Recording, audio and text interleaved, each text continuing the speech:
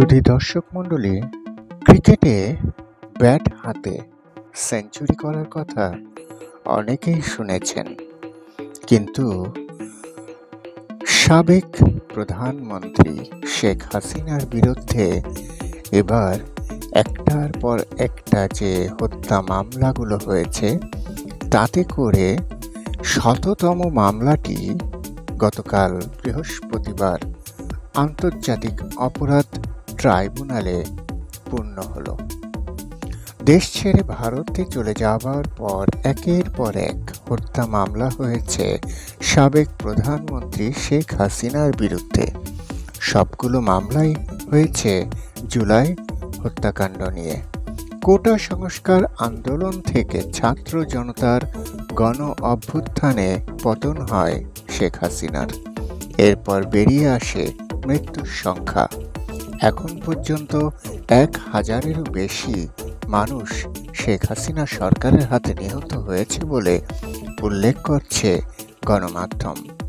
শেখ হাসিনার বিরুদ্ধে প্রথম হত্যা মামলাটি করা হয় ১৩ই আগস্ট রাজধানীতে, আর ১০০তম মামলাটি করা হলো গতকাল বৃহস্পতিবার আন্তর্জাতিক অপরাধ ট্রাইব্যুনালে।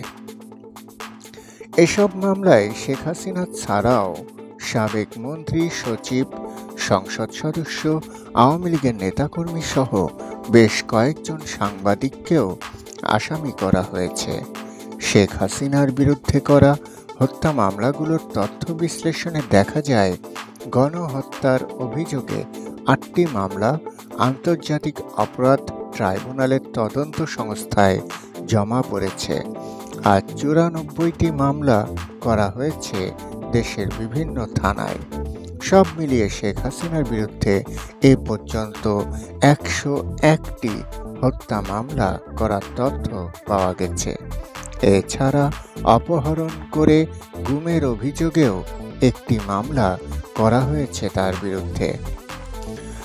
দেশের বিভিন্ন থানায় করা হত্যা মামলাগুলোর মধ্যে ১৩ই আগস্ট একটি, ১৪ই আগস্ট একটি, ১৫ই আগস্ট ৩টি, ১৬ই আগস্ট ২টি, ১৭ই আগস্ট ৩টি, ১৮ই আগস্ট ৮টি, ১৯ আগস্ট ৪টি, ২০ আগস্ট ১০টি, ২১ আগস্ট ১০টি, ২২ আগস্ট ১০টি, ২৩ আগস্ট ১৪টি, ২৫ আগস্ট বিডিআর বিদ্রোহের ঘটনায় ২টি ছাড়াও ১০টি, ২৬ আগস্ট ১টি, ২৭ আগস্ট ৪টি, ২৮ আগস্ট ৪টি এবং গতকাল ২৯ আগস্ট ৬টি মামলা করা হয়েছে। আন্তর্জাতিক অপরাধ ট্রাইব্যুনালে গতকাল শেখ হাসিনার বিরুদ্ধে গণহত্যা ও মানবতা বিরোধী অপরাধের অভিযোগে আনা হয়েছে। বৈষম্য বিরোধী ছাত্র আন্দোলনকে কেন্দ্র করে ৫ আগস্ট রাজধানীর শ্যামলী রিং রোডে নিহত হয় মিরপুরের বিসিআইসি কলেজের শিক্ষার্থী নাসিব হাসান। তার বয়স ছিল ১৭।